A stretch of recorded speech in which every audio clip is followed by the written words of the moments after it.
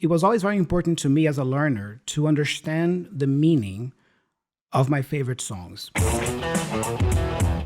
That actually prefaces very well what we're going to be discussing today, which is the importance of understanding the actual meaning of the songs you like. So not just listening to a song in English to practice maybe pronunciation or listening in general, but actually understanding what this song is talking about, what the message is there. Yeah, citizens of the world, this is Thiago from RealLife English, where our mission is to guide you beyond the classroom to live your English in real life, to help you speak confident, natural English, connect to the world, and actually use your English as the doorway to your greatest life. I'm joined in the global studio today by the one and only, once again, Cassé. Hey, Cassé. Hey, Thiago. Hey, guys. Cassé, I would like to start today's conversation by asking you a question. And the question is, what was the last song you listened to? And do you know what it talks about? Well, I have to say that Coldplay is coming to South Africa in October, I believe. And I've been listening to a lot of old Coldplay music just because it's nostalgic. And the last song I listened to was Yellow. Look at the stars, look how they shine for you. Do you know what the lyrics talk about? Yeah, so let me first say that when I first listened to the song, I was convinced that he wrote the song for his ex-wife, Gwyneth Paltrow. I thought that, when he talks about yellow, I thought he was singing about the color of her hair. But I discovered, no, he wrote it for an ex-girlfriend or someone he loved before he meeting Gwyneth. And the song basically talks about, sort of adoration for someone you love. And it basically talks about all of their beautiful qualities, and I think it's really just like poetry. It's just very beautiful. Your skin, oh yeah, your skin. We're going to be talking all about that today, but before we get started, if you are watching us here on YouTube, make sure you hit that subscribe button and bell down below in order not to miss a single new episode, because every week we put out a new podcast episode like this to help you go from feeling like a lost, insecure English learner to becoming a confident, natural English speaker. So, again, hit the subscribe button in order not to miss a single new episode. So, Cassé, back to what I was saying, it was always very important to me as a learner to understand the meaning of my favorite songs. And why is that important? One reason I can give here is that, first, it gives you more context needed to really understand the vocabulary in the lyrics. Let me give you a quick example here. I think everybody knows the band Queen, right? And they have that song, We Are the Champions. We are the champions. And the very first line goes something like this. I've paid my dues, time after time.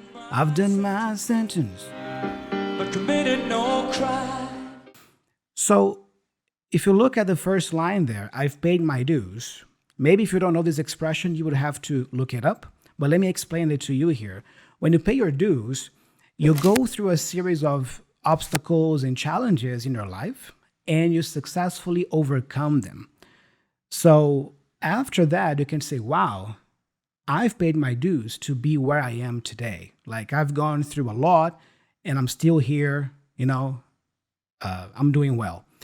And then he continues, I've done my sentence but committed no crime. So looking at the context and starting to think about what the singer is trying to communicate, we can understand here that maybe it's a person reflecting on their life, maybe on their past obstacles and challenges. If we listen to the rest of the song, we would have more context to understand what it really is about. But you see, only with this first verse, you can already see the importance of paying attention to the words of the lyrics, right? This is very interesting. It reminds me of studying poetry, for example. We can read a poem, and at face value, it's words. You can understand every single word and still not understand the meaning that the writer is trying to communicate. And I think this is what you're saying. Once you understand the meaning, you gain this deeper appreciation, and the words start to make more sense. So it's like it suddenly all just connects. Like it's not just random. Yeah. It's great also for your critical thinking, to develop your critical thinking chops, because it's about going that extra layer deeper. Yeah, you're not just listening to the song, but you are trying to understand what it talks about. There were many times in my life, Cassé, where I loved to listen to a certain song. I loved the music, but I had no idea what the lyrics were about. And then once I learned English, and then I learned what the lyrics of that song that I loved actually talked about, I would realize that, oh man, these lyrics are so silly. They're so stupid. It sucks. And in a way that would kind of decrease my love for the song a little bit. I wouldn't like it as much anymore because the lyrics were so ridiculous. And the opposite is always true. Sometimes there were songs that I didn't like so much at first, musically speaking. But then when I looked into the lyrics and learned what the message was, then, whoa, these lyrics are great. This message is great. And then I started to appreciate the song more because of the lyrics, right? And then there is also what I call the Holy Grail. The Holy Grail is like when you have a great song musically, the music is awesome already, and the lyrics are also great. It has a powerful, compelling message. And there are songs like that. So if you find those songs like, oh, that's magic, that's like the Holy Grail. That's so true. I can think of a few classics. Like I was watching a documentary on Elton John. I was watching actually a lot of British songwriters. Even George Michael. There's something on Netflix now with George Michael. Oh, nice. It's really interesting when you find artists who are exceptional songwriters. Like the lyrics, you feel it in your bones, in your gut, and the music is also so good that you just. I like what you're saying about you feel it in your bones, right? Because I also believe that having this habit of analyzing lyrics and understanding the meaning of the songs you listen to actually gives more meaning to the act of listening to music, to the habit of listening to music. Because music is something nowadays that is so ubiquitous. Ubiquitous means something that is present everywhere. Yeah, it's all around us. Music is all around us. That we tend to take it for granted, actually. We don't appreciate it as much because, we have music everywhere. But if you take that time to also study the lyrics, you will realize that it adds more meaning to the act of listening to music. When I was a teenager, I listened to lots of bands and music and rock music. And for me, music was actually very helpful in my teenage years. In order to, let's say, help me navigate the chaotic teenage years that we all go through. You feel a lot of anxiety during those years, uncertainty. You don't know what your place in the world is or what kind of person you want to be. So I find that this meaningful act of listening to music, to my favorite bands and artists, understanding or trying to understand what they were talking about, add more meaning to that period of my life. And actually, it helped me make more sense of things. Yeah. I can really relate. It really resonates with me, what you're saying, because I had a student recently where he asked me what kind of music I listened to when I was a teenager. And I said Linkin Park, Avril Lavigne. I was one of those girls in my skater girl phase. I think it was a thing back then in the early, I won't say when, but those people who know, if you know, you know. But anyway, so he said, wow, and he's Brazilian. So he said, me too, I listened to Linkin Park. And he told me this amazing story of how he listened to the entire album.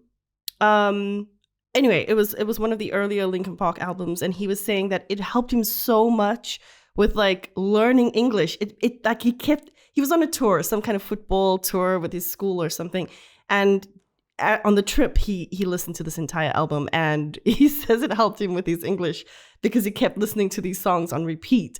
And I think that it resonated with him in that same way. It helped him sort of feel pumped up for this football match he was going to play, tournament he was going to play. And music helps us in whether it's calming us down. I mean, while I'm setting up for filming, I'm listening to music. It calms me down, helps me feel relaxed. Different moods. Want to feel pumped up? There's, music for that too. Yeah. So What does it mean, by the way, Cassé, to feel pumped up? like really like you know what, like when you're ready for a fight, those people who sort of like help you feel like you're ready to go. So when you're pumped up, it's this level of like readiness, I want to say. It's this feeling of being like, I'm ready for what's coming next. So if it's a fight, if it's an exam, just feeling like you're in the zone, another expression, but you're in the right headspace, frame of mind to take on what you're going to do. Awesome. Yeah. One final point I want to make about this topic is that the meaning can also be subjective. Sometimes you pull up lyrics to a song and you realize that the lyrics are so cryptic, so enigmatic, that it's kind of hard to identify what it talks about. So what you do is you read the lyrics and you kind of run the words through your filters, and you come up with your own personal interpretation of those lyrics, which is also very valid. You are still practicing your critical thinking there. Yeah, like, okay, I'm trying to make sense of these verses here, or what do they mean to me also?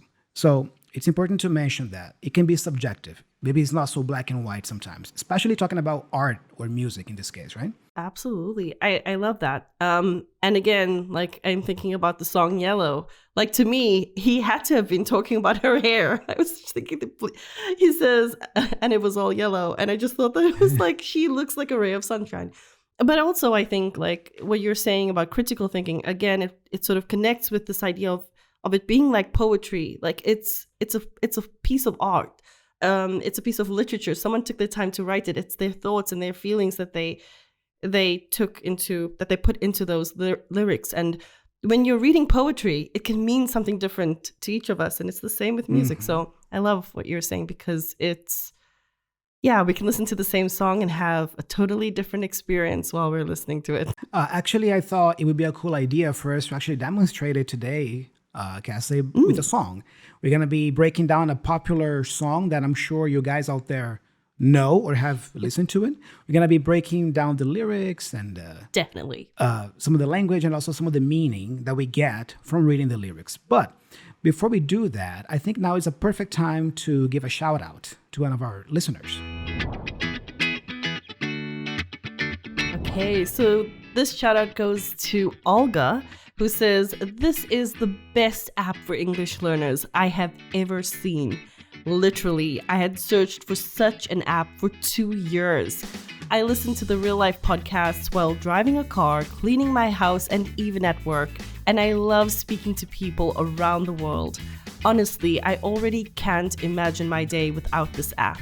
You make me feel happy every single day. Thank you again, and oh yeah." That's amazing. Yeah, thank you so much, Olga. That's awesome. And dear listener, if you want to improve your English and take it to the next level, do it just like Olga is doing and download the Real Life English app. Why? Because with the app, you can still listen to the Real Life English podcast, but we give you some extra things. For example, we give you a free interactive transcript for the episode of the week. That means that you can actually read along and see every single word that we use here on the episode. We also give you a few flashcards for you to memorize words faster. And it doesn't stop there. With the app, you can also connect to a learner around the world at the touch of a button to have a short 4 to 8 minute English conversation and practice your speaking skills. So what are you waiting for? Download the Real Life English app. It's free to download. I'm going to leave the link in the description of this video if you're watching us on YouTube, or if you're listening to us on Apple Podcasts, Spotify, or any other place. It's going to be in the show notes as well. Or if you prefer, you can just go to your favorite app store, Google Play Store, Apple App Store, search for Real Life English and download the app from there. All right, Cassé. So today we're going to be dissecting a little bit of a very popular song by Michael Jackson called Beat It. You know the song? I do. I really like it. It's like playing in my head right now. Yeah, it's such a famous, popular song. So today, as a demonstration, we're going to be, explaining some of the lyrics and the words here to you guys. All right, Cassé. So one thing that you can do when you are trying to understand a song is by looking at the title right away. So here we have Beat It. Do you have any idea what Beat It means in the song? Yeah, I'm not gonna lie to you guys at all. Like, I've been singing the song for years, like without knowing what he was actually talking about. But I guess contextually, I understood. Beatings, when you tell someone to beat it, you're telling them to get out, get away from, from you or from a situation. Just beat it, get out, go away. Awesome. Yeah, that is one of those songs that we listen to, we sing, but we don't even stop to realize what it means, right? And yeah, it means exactly that. Yeah, it's so catchy. It's so catchy, right? So yeah, let's start breaking down some language here. We have the first verse. He starts by singing, they told him, don't you ever come around here, right? They told him, don't you ever come around here. There's a connected speech pattern here, first of all. Yeah, we have they told him. So the him there is pronounced as an M. So the H is dropped. And I join the M with the D for told. Told him, like a flap sound. They told him. He goes, they told him, they told him, they told him, right? They told him. And then, he sings the rest. So they told him, don't you ever come around here. Don't want to see your face. You better disappear. The fire's in their eyes and their words are really clear. So beat it. Just beat it. I want to sing already. So beat it. You should. It's so cool. The fire's in their eyes and their words are really clear. Cassé, what does that mean? The fire's in their eyes in this context. This is such a poetic line, I think. It's like you can almost visualize it, like someone having fire in their eyes. Like he's talking about them being like enraged, like furious, like we can almost picture them being so mad, like they're out to like destroy you. So from the lyrics, we can tell that there's something bad's happening, and some people have fire in their eyes, which means that they're really mad. Okay, so in this first verse here, we already have an idea of the tone of the song, right? What it's talking about. Something bad is about to happen, as you said. And then we have the second verse here. Can you read the second verse for us, Cassé? Okay, so the second verse says, you better run, you better do what you can. Don't want to see no blood, don't be a macho man. You want to be tough, you better do what you can, so beat it. But you want to be bad. You better run, you better do what you can. Don't want to see no blood, don't be a macho man. First of all, some of the language here. We start with, you better run, you better do what you can. You better run. The full structure here would be you had better run. That's the correct full structure. You can contract had to a D, and then you would say you'd better run. But notice that here in the lyrics, the had completely disappears. And this is very common in songs or more informal conversation. Many times people just drop the had of the structure and they say you better do this, you better do that. Like in this case, you better run, you better do what you can. Another nice point here is the second line. Don't want to see no blood. Notice that we have a double negative here. Don't, that's a negative word. And no blood, that's another negative word there. Grammatically speaking, that would be incorrect. We don't have double negatives in English, grammatically speaking. But again, in music, in some movies, or depending on the person who's talking, you might see it, all right? So this is more, I guess, for artistic expression. It's more deliberate. Maybe it sounds cooler to say, don't want to see no blood, than maybe the correct way, which would be don't want to see any blood. But know that this is actually wrong grammatically speaking, all right? Cassé, looking at the second verse now. So the first one, you said that, something bad is about to happen.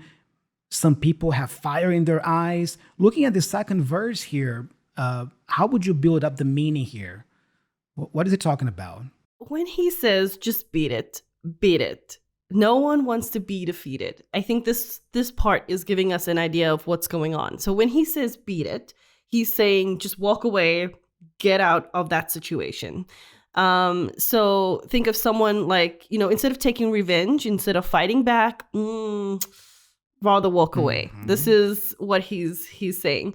I mean, you could think of it as, beat it obviously has another meaning. It means like, I'm going to defeat this person. So again, here it comes down to, I guess, if you want to read that into the song, that's also totally okay. It's art. You can take that from it, because to beat something means to conquer it. It means to destroy it. It means to, so he could be talking about defeating them, or he could be talking about walking away. But based on, just reading the lyrics, and he says here, no one wants to be defeated. And he also talks about walking away. If you listen to the full song, you'll hear that as well. Yeah, in this verse here, we have words like blood, don't want to see blood, don't be a macho man, you want to be tough, you want to be bad. So yeah, we can maybe picture a group of young men getting ready to fight each other. By the way, a great way for you to better understand the context or the meaning of a song is by watching the music video. So if there is a music video for the song you like to listen to, watch it, because usually the video gives you more clues as to what the situation is about, what the message or the tone of the song is about. In this case here, Beat It, if you watch the music video, you will see that it's literally about gangs. It's about gangs getting ready to fight each other. So simply by watching it, you can already tell what it is about, mostly. And then, Cassé, we have here the chorus, the famous chorus, right? Let me read that. Just beat it, beat it, beat it, beat it. No one wants to be defeated. Showing how funky and strong is your fight. It doesn't matter who's wrong or right. Oh man, this is so good, And then just beat it, and then beat it, beat it, beat it, beat it. So as you said, Cassé, beat it here could be, actually it is get out of here, right? Especially in this context of two gangs getting ready to fight. Come on, man. It's like Michael is saying, get out of here, guys. Let's not fight, you know? Because no one wants to be defeated, as he says. This word here, funky, is interesting, showing how funky and strong is your fight. I actually did a little research on this word in the song, and I checked some language forums and stuff, and I realized that even native speakers don't know exactly what Michael was trying to say here.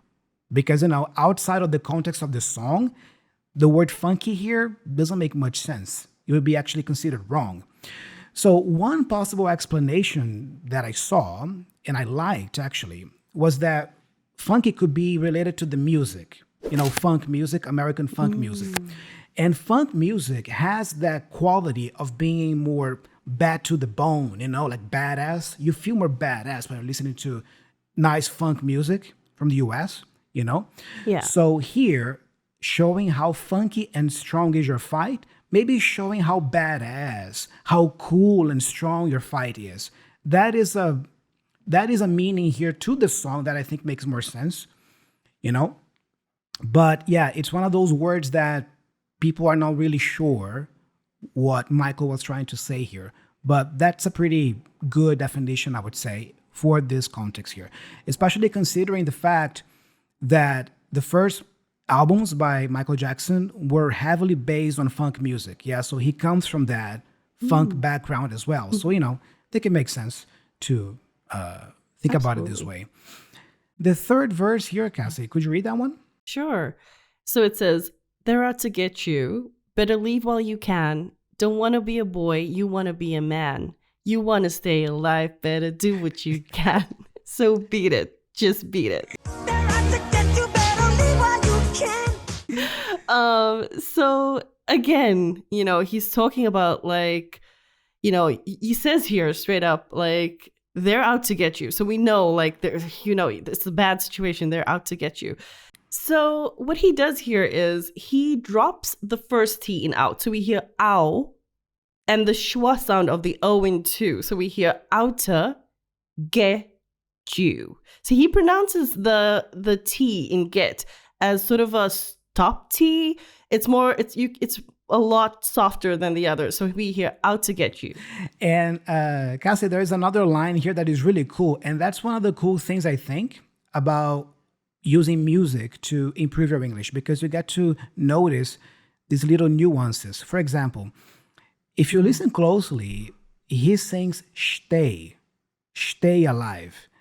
You wanna stay alive. He goes, you want to stay alive. But we all know that the correct pronunciation is stay. You want to stay alive. But why? I mean, I guess it's for stylistic purposes. Again, we are studying here that the song talks about gangs getting ready to fight each other. There is this aggression, violence involved in the lyrics here. That's what he's talking about. And Michael's voice here sounds more raw. He uses that drive, so it adds even more to the tone of the song. Yeah, him going, you want to stay alive. It's like, man, that is so cool. But it's one of those nuances that you get by paying attention to the words of the song, right? Let me read the last verse here. You have to show them that you're really not scared. You're playing with your life. This ain't no truth or dare. They'll kick you, then they'll beat you, then they'll tell you it's fair. So beat it, but you want to be bad. They'll kick you, then they beat you, they'll tell you it's fair, so beat it. Cassé, this part here, this ain't no truth or dare. Could you explain that to us? Sure. Here he again uses that sort of double negative ain't no. And then truth or dare is a game that people play. So in this context, when he's talking about, when he says it ain't no truth or dare, he's trying to say that this is not a game. They are coming for you. Your life is at risk here. He says you're playing with your life. This ain't no truth or dare. This ain't no game. This is not a game. In case you don't know truth or dare, I guess it speaks for itself. I'm sure most of you already know what truth or dare is. But if you don't, it's a game where someone asks you whether you want to answer a really truthful question. You have to answer truthfully. A question that you have to answer truthfully, or whether you want to do a dare, which is just like do something crazy that you might not want to. Awesome. Yeah. And finally, Cassé, this last part here, I want to share a little story because when I was a kid, I listened to Michael Jackson a lot. And back then, I didn't know English at all. But I remember this line of the song here. It sounded so cool back then, the way he sang it. I had no idea what he was talking about or even what the words were. But it sounded so cool that I kind of made up my own way back then to sing this part. And, it was just gibberish, right? I was just, inventing words to kind of try to emulate what he was doing here. But the words is they'll kick you, then they'll beat you, then they'll tell you it's fair. Why? I think it's that's cool. Because the way he sings it is very like staccato. It's like, they'll kick you, then they'll beat you, then they'll tell you it's fair. So be it, It's like this, they'll kick you, then they'll beat you, then they'll tell you it's fair, They'll kick you, then they beat you, they'll tell you it's fair. So kick you, beat you, tell you, it's very, it's really aggressive, yeah? And it matches really well with the tone of the song. Connected speech here, we have kick you. So the k for kick can be joined with the u, so kick you, they'll kick you. Also, will there is being contracted. They will, so they'll kick you. And then, again, they'll beat you. We have will being contracted. They'll. The T and the Y combination there for beat and you sounds like a ch sound. Ch-ch. So beat you. They'll beat you. And then they'll tell you. They'll tell you. They will again, contracted, they'll, and the L for tell could be joined with you. They'll tell you. They'll tell you. I have a question I have to ask. So what did you think he was saying when you were singing it? You said you made up your own lyrics. What were you thinking? I had no idea. I just remember that it sounded so cool that I wanted to sing along. But since I didn't know English, I didn't have the words. I just made up my own words. Felt it. You just felt it in your bones, right? Imitate this sound. But nowadays, looking at the words, like, oh, that's fascinating. You look at the words, you understand what he was talking about all along. Yeah. So that is really cool. But I have a question. Like, did you feel that aggression? Like you said, like, yeah. I mean, like hearing it, kick you, beat you. Like were you getting that vibe from it? Like, oh, he must be something like that. The meaning was. Even though I didn't know anything, I didn't understand anything, you still got the vibe like, oh, this sounds cool, man. I mean, it sounds aggressive. And, I think that's one of the reasons why I like rock music is because there is that aggression involved in most of them, yeah? So, but the feeling was there for sure. All right, so now I think it's time for the big challenge of the day. And And the big challenge of the day is share with us the meaning of a song that you really like. What does it talk about? So you can leave us a comment on YouTube, or you can send us an email at hello@reallifeglobal.com, and you can also send us a voice message. To send your voice message, it's very simple. You can just go to speakpipe.com/reallifeenglish. That is speakpipe, pipe.com/reallifeenglish. Remember, real life, double L, all together. Just make sure that your audio message is short, 30 seconds or less. We really appreciate it. And to conclude the episode, Cassé, we have here a couple of comments from a previous episode that were left here on YouTube. And in the last episode, we asked, would you rather have a rewind button or a pause button in your life? We actually did that one together, right, Cass, about the Would You Rather game? We played that together. So could you read a couple of responses we got? So the first one is from a viewer named 𝗥𝗲𝗹𝗟𝗶𝗳𝗏, who says, if I had to choose, I would rather have a pause button in my life. It would be nice to take a break from the hustle and bustle of everyday life and just enjoy the moment without worrying about what comes next. I like that. I like that thinking, right? Like a break from the hustle and bustle. Really nice. The next comment that we got was from 𝗥𝗲𝗹𝗟𝗶𝗳𝗏, who says, it's difficult to choose, but I would go with the rewind button because if something bad happened, I could go back and change it after rewinding. That's true. Another good point. I love the responses. Yeah. Nice ways of thinking. Yeah, the trains of thought. All right, everybody. So that's all we have for you guys today. I hope you enjoyed this episode as much as we did filming it and recording it for you. And stay tuned for next week's episode, which is going to come out really soon. All right. Cassé, always a pleasure. And now I think it's time for us to leave with the oh yeah, right? Yeah. Let's go. All right. So 3, 2, 1.